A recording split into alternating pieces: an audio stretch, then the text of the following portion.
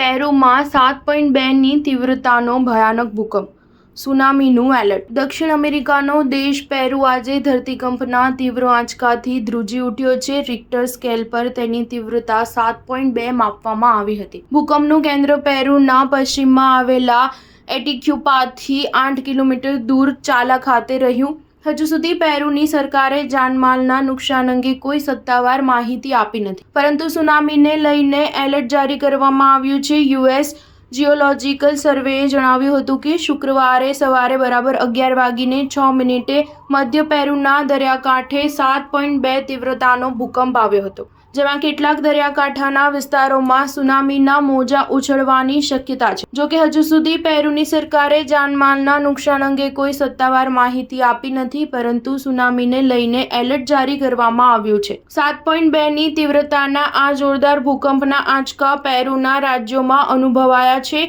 સ્થાનિક અહેવાલો મુજબ લોકો પોતાના ઘરોમાંથી બહાર નીકળી આવ્યા।